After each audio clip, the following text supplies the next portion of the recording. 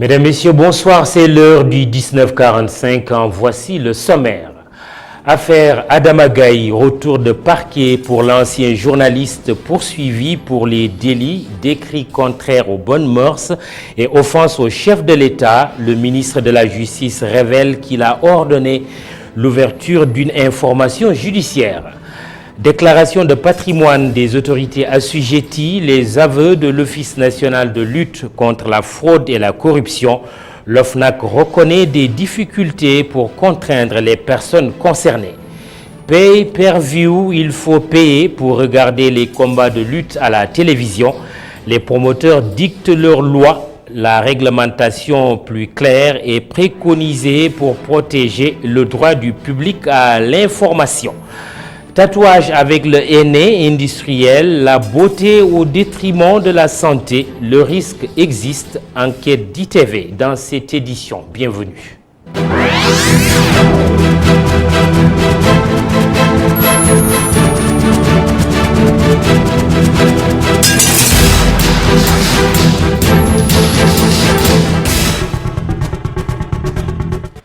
Le ministre de la Justice se prononce donc sur l'arrestation d'Adama Gaye, ancien journaliste devenu activiste. Le garde des Sceaux révèle avoir ordonné l'ouverture d'une information judiciaire. La justice ne permettra à quiconque de fouler aux pieds les fondamentaux et institutions de la République, dit-il. Je vous propose d'écouter Maître Malick Sall. La justice ne permettra plus, n'autorisera plus quiconque, quel que soit son statut, de fouler aux pieds par ses paroles ou par ses activités les fondamentaux de la République, de fouler aux pieds les institutions, parce que des institutions faibles, des institutions banalisées ouvrent la voie à la déstabilisation. Je suis garde des Sceaux. Garde des Sceaux, ça signifie que c'est à moi qu'on a confié les institutions de la République.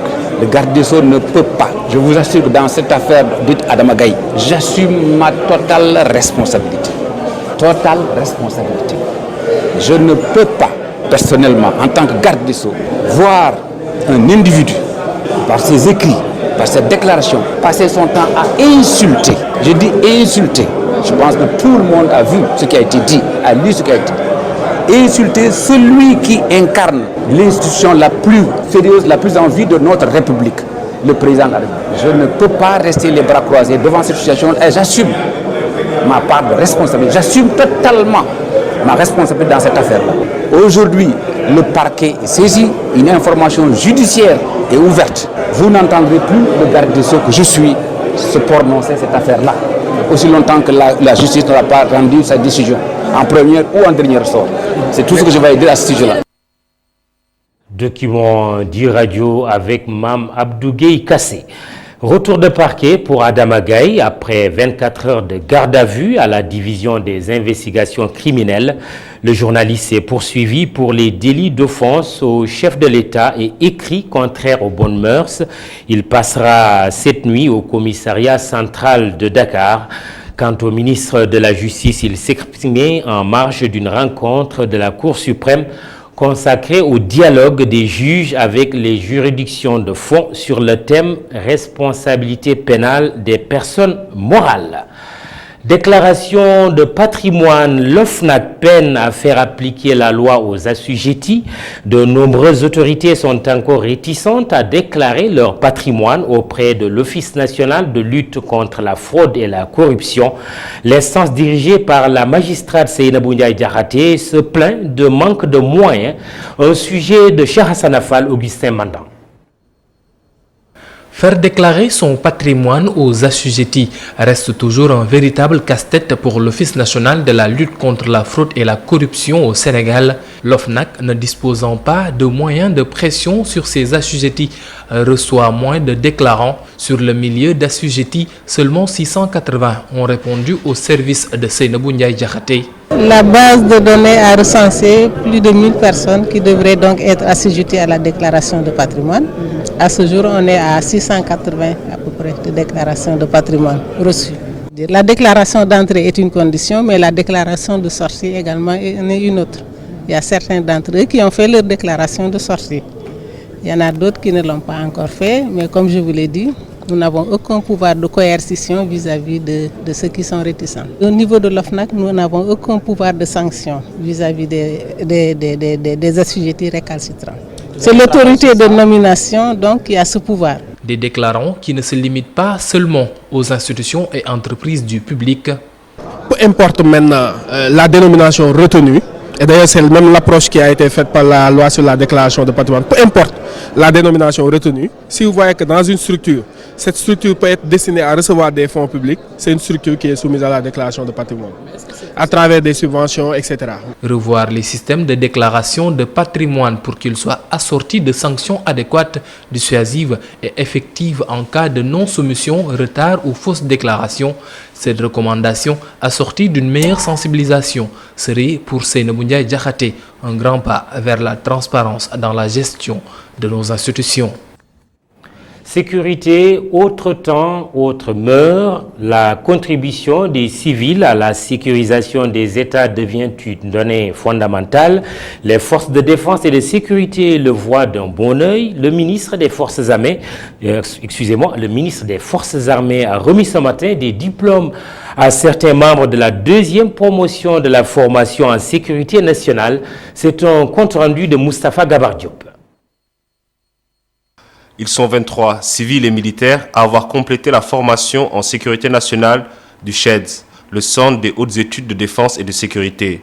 Ouvert en 2013, le CHEDS a pour objectif de doter le Sénégal de hauts fonctionnaires capables de répondre à l'évolution des questions sécuritaires. Le programme de formation en sécurité nationale devrait contribuer de façon significative à mettre progressivement à la disposition de l'État et du secteur privé des ressources humaines de qualité, disposant de l'expertise nécessaire pour appréhender les phénomènes sociaux et politiques afin de favoriser la prise de décisions efficaces dans les domaines de la sécurité. Terrorisme, trafic de drogue ou encore cybercriminalité sont entre autres les problématiques sur lesquelles les diplômés se sont penchés durant leur formation. Les experts civils se situent surtout au niveau de la réflexion stratégique, conception des politiques de sécurité. Partout dans les ministères ou dans les différents organismes qui relèvent de l'État ou du secteur privé, on a besoin de gens qui peuvent réfléchir, concevoir dans le domaine de la défense et de la sécurité. C'est une nouvelle approche du gouvernement du Sénégal qui a créé ce centre pour une synergie entre les militaires et les civils. Et chacun aura sa pierre à apporter à l'édifice, disons, à réfléchir de façon stratégique par rapport aux enjeux et défis en Afrique, dans la sous-région, au Sénégal en particulier, dans la sous-région et à l'international. Ces hauts fonctionnaires devront contribuer à définir les réponses stratégiques qui affectent le développement du pays. Ils devront également promouvoir la résolution des questions de défense, de sécurité et de paix. La session extraordinaire 2019 du Conseil économique, social et environnemental s'est ouverte ce matin. Une première pour Aminata Touré, nommée à la tête de l'institution le 14 mai dernier. L'audition de pas moins de 5 ministres est programmée. Honneur à une dame, c'est le ministre de la Femme, Ndeye Saly Diop Dieng, qui a ouvert le bal. Matanguer Sidignan. Nous allons procéder à présent à l'ouverture officielle de notre session. La session extraordinaire du Conseil économique, social et environnemental vient d'être lancée par sa présidente. La chef de la 4e institution de la République a rappelé le rôle de l'institution qu'elle dirige. La contribution du Conseil, c'est ce que nous sommes en train de faire, c'est d'écouter les acteurs, de proposer des stratégies, puisque vous l'avez dit, on s'appelle Conseil, et surtout de voir ce qui a marché avec les acteurs, et proposer justement des solutions à l'État et aux autres institutions du pays. Pour cette première journée, Ndeye Saly Diop Dieng, le ministre de la Famille, de la Femme, du Genre et de la Protection des Enfants, a été auditionné sur les bonnes pratiques et les nouvelles orientations de l'État pour la prévention des violences faites aux femmes et aux filles au Sénégal. Les questions liées à la protection et à la prise en charge des victimes ont aussi été évoquées. elle a annoncé l'organisation d'un conseil ministériel sur la sécurité des personnes et des biens. Face à la recrudescence des actes de violence enregistrés dans notre pays, ces derniers temps et dans la perspective ouverte par le chef de l'État de convoquer un conseil présidentiel sur le renforcement de la sécurité des personnes et des biens, toutes les composantes de la nation sont invitées à s'investir dans la réflexion et la prospective pour le bien-être auquel aspire notre peuple, en particulier les femmes et les jeunes filles. Aminata Touré appelle à une mobilisation pour lutter contre les violences faites aux femmes. Nous considérons que, compte tenu du fait que plus de la moitié des Sénégalais sont des Sénégalaises, cette question doit être étudiée. Et nous comptons également sur les médias que vous êtes pour que cette question soit traitée et que la prévention également soit érigée au stade de stratégie. Cette première session extraordinaire 2019 se poursuit jusqu'au 8 août prochain. Diary Sow 2, c'est ainsi qu'on pourrait appeler la meilleure élève du Sénégal. La reine du concours général a réussi à garder sa couronne conquise l'année dernière. Les honneurs lui ont été rendus le 25 juillet dernier par le chef de l'État lors de la cérémonie solennelle de remise des prix. ITV a eu le privilège de suivre mademoiselle Diary Sow dans son intimité familiale. Elle nous a ouvert ses carnets secrets. Le génie de Mbour est une élève travailleuse. Reportage Youssouf Konté, Seleman Diallo. Même après les cours, Diary Sow a du mal à se départir de ses vieilles habitudes. Comme pour dire, cet excellent élève du concours général sénégalais ne connaît pas de répit. Une habitude chez elle, mais qui porte des fruits. Cette native de Mbour a été la première à remporter 2 ans consécutifs le concours général sénégalais 2018-2019, un exploit qui ne la laisse pas de marbre.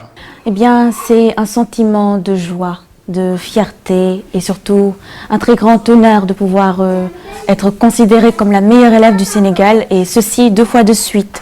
C'est une joie immense, je le dis encore, parce que c'est quelque chose de grandiose dont j'avais toujours rêvé, et je me suis retrouvée là au bout du chemin avec ce statut, ce titre vraiment honorable de meilleure élève du Sénégal. Un rêve qui lui est venu depuis sa tendre enfance, et depuis, Diary Sow n'a eu de cesse de mettre tous les moyens de son bord pour réaliser ce rêve. Aucun secret, il faut juste vouloir ce qu'on fait, il faut aimer ça du plus profond de soi et tout mettre en œuvre pour que ça puisse être effectif.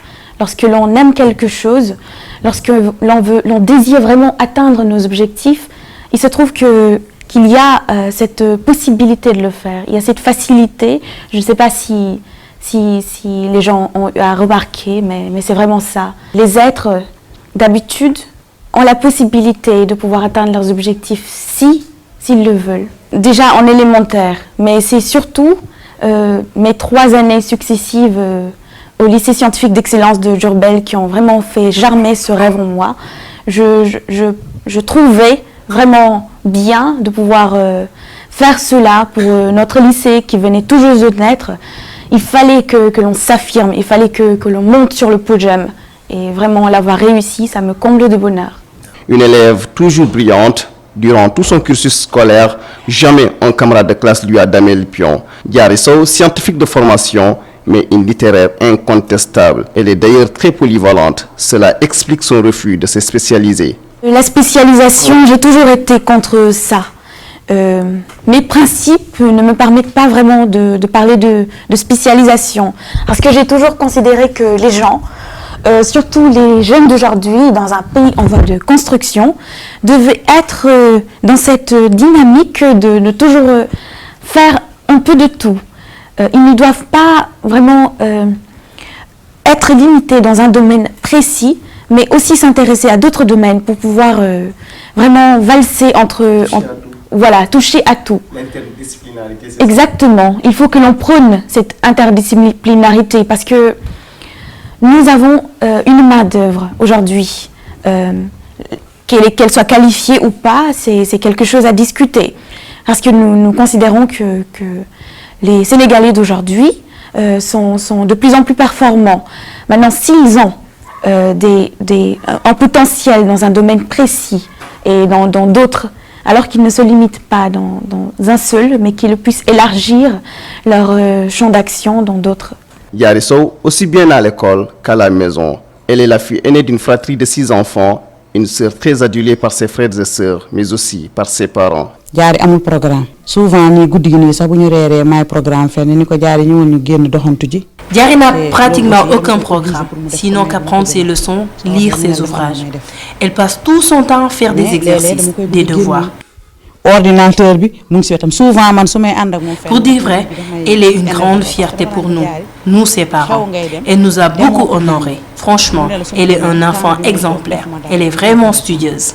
Moom benn seconde bugg ko perdre. Diary Sow, à l'âge de 18 ans, a décroché son baccalauréat, une jeune fille très courageuse, polie, sérieuse, respectueuse et ambitieuse. Son patriotisme lui fait dire qu'elle ne compte jamais s'installer à l'étranger pour de bon, mais plutôt revenir mettre tout son potentiel au service de son pays, le Sénégal, pour son développement, mais aussi de celui du continent africain. Diary est encore célibataire, musulmane pratiquante, une halpulaar inconditionnelle du plat ivoirien à Tchéké. Retenez que cette nouvelle bachelière a déjà écrit 2 ouvrages qui seront bientôt à la disposition des lecteurs. Cette meilleure élève du Sénégal n'a pas encore fini de faire parler d'elle. Célibataire à 18 ans, quoi de plus normal, Youssouf Konté. Diary Sow à suivre. L'image n'est pas belle à voir, balcons et fenêtres deviennent des étendages pour vêtements de toutes sortes. La photo du jour est prise au campus social de l'université Cheikh Anta Diop de Dakar. Les étudiants reconnaissent la gêne, seulement ont-ils le choix? Ils renvoient le linge, façon de parler, à la direction du coude. Cher Sall, reportage. Université Cheikh Anta Diop de Dakar, les pavillons, étendages. L'image dérange. Bon, l'image là, c'est un peu désastreuse hein, parce que bon, ça modifie les couleurs de l'université et autres. Mais bon.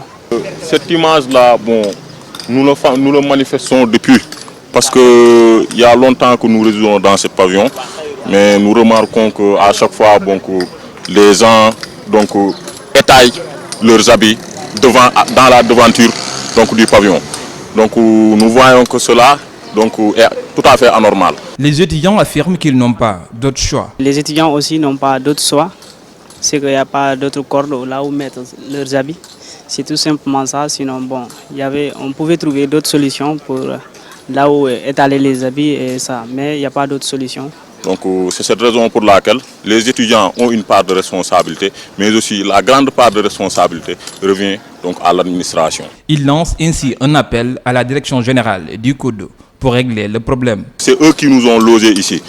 Donc s'ils nous logent ici, normalement, ils doivent mettre à notre disposition donc, les matériaux qui vont nous servir donc d'étayer nos habits donc là-bas. L'image n'est pas belle. L'hygiène et la propriété des pavillons menacés. Vu les conditions dans lesquelles nous vivons, on voit que cela ne fait qu'appel qu'à des moustiques et à des torpillons. Et que nous savons tous qu'au début, la fenêtre devrait servir quelque part qui nous procure de l'air pur. Mais là, on n'a plus besoin de cela. Le COUD cherche une alternative. Les étudiants attendent avec impatience ces mesures afin de rendre le cadre plus agréable à voir.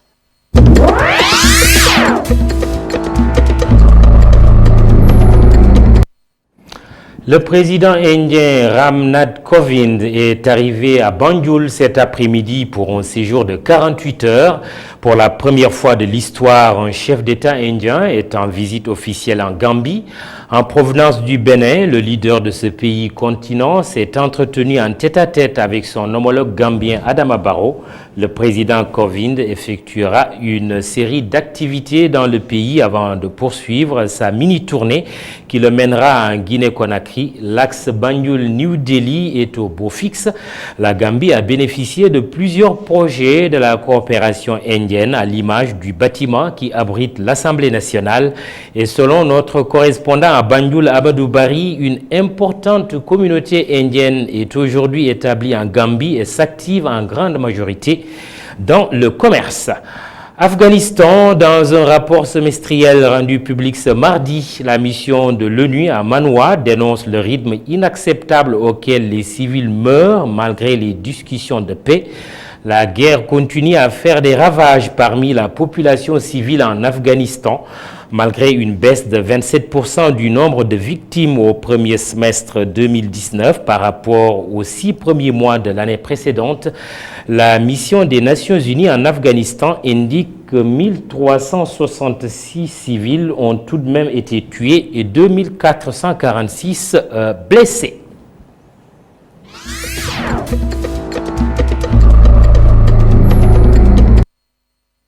Afro-basket féminin à Dakar, le tirage au sort des 4 poules a eu lieu hier. Le Sénégal fera face à la Côte d'Ivoire en match d'ouverture le 10 août prochain sur le parquet de Dakar Arena.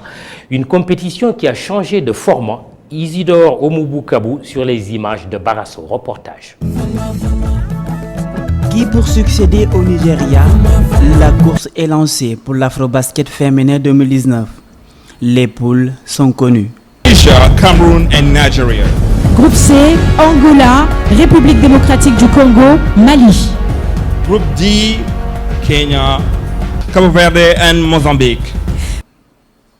Une compétition qui va se dérouler du 10 au 19 août à Dakar Arena a une nouvelle formule. On m'a dit qu'il y a un deuxième tour, les premiers de ce groupe, eux ils ne joueront pas, ils vont se reposer. Et les 2 derniers de chaque groupe vont faire des huitièmes de finale. Ensuite vont croiser les premiers de ce tour pour faire les quarts de finale, après demi-finale et finale. Mais ce qui est important, c'est que les 6 premières équipes de ce championnat vont entrer dans un championnat. Le Sénégal, engagé dans la poule A avec l'Égypte et la Côte d'Ivoire, le conseil de Anne-Marie Dior, ancienne capitaine des Lions, il faut respecter toutes les équipes. Nous devons prendre tous les matchs comme difficiles. Toutes les poules sont les mêmes.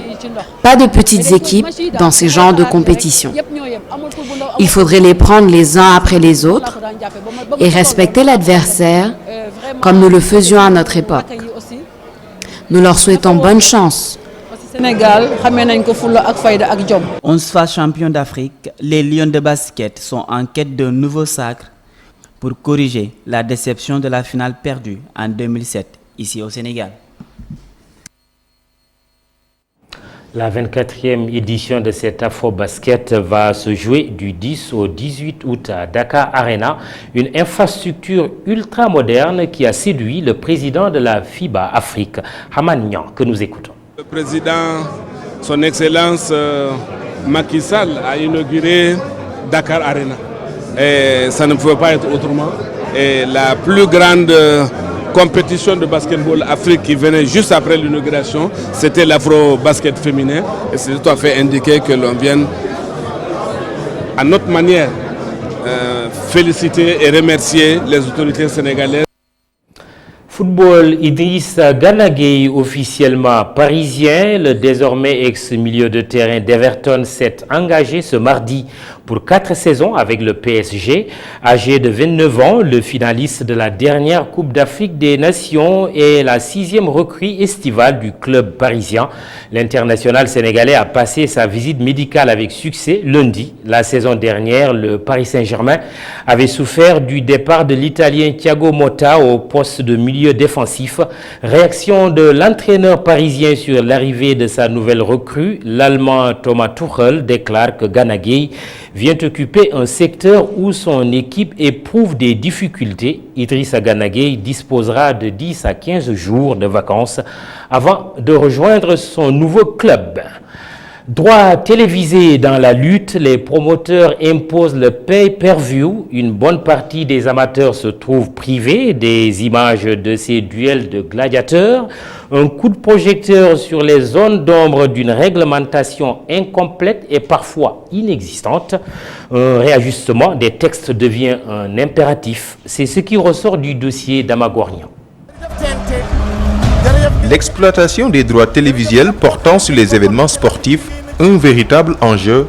Et de plus en plus, c'est par le canal de la télévision numérique terrestre que ces manifestations sont retransmises, parfois même cryptées par de nouveaux procédés. Et c'est le droit à l'information qui en prend un coup. C'est une question qui se rapporte au droit de retransmettre des manifestations sportives. Ces droits de retransmission peuvent être des droits télé comme peuvent être des droits radio.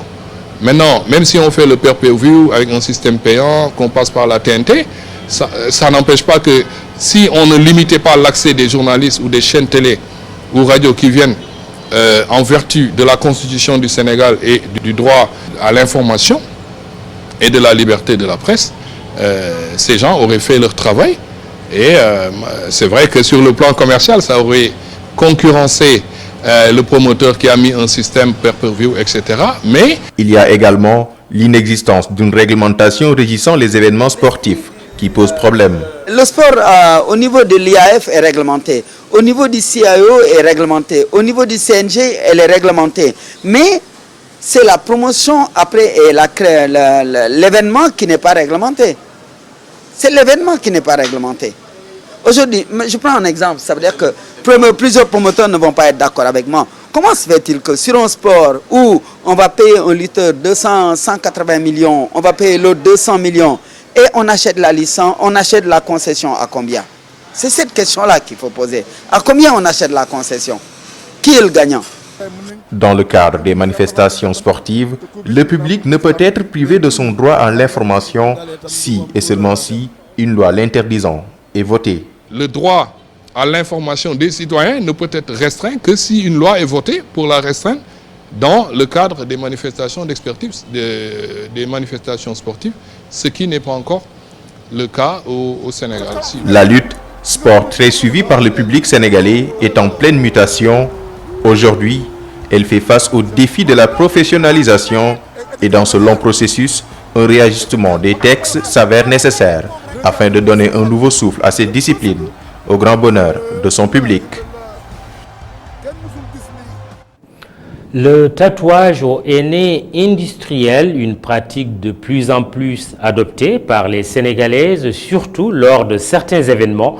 Des raisons esthétiques et de commodité sont avancées, mais attention, la peau peut en souffrir. En effet, le produit utilisé peut avoir des conséquences sur la santé. Une enquête de Babacar Touré, Barasso. Elle n'est pas la seule. Au marché HLM 5, il est difficile de circuler sans apercevoir sous les arbres des femmes qui se font tatouer au henné. Le produit n'est pas naturel. C'est bien du henné industriel. Mais les femmes trouvent bien des raisons pour l'avoir sur la peau, les sourcils ou les ongles. C'est parce que facile. Parce que c'est plus facile. C'est aussi à la mode. Auparavant, on mettait du henné naturel, mais ça prenait beaucoup de temps. Mais maintenant, tu viens, on te le tatoue rapidement et ça ne fait rien, ça dure également. L'origine de ce produit, les tatoueurs semblent bien la connaître. Ça vient des pays des Arabes, comme la Mauritanie, le pays Jeddah, Pakistan. Ce sont des produits genre importés, quoi. C'est du henné naturel qu'on a transformé pour mettre ça dans des tubes pour pouvoir faciliter genre les modèles, ce qu'on dessine, quoi. Mais il se préoccupe moins des composantes chimiques ou des effets secondaires. On l'a déjà préparé. Le produit vient comme ça. Nous ne faisons que tatouer.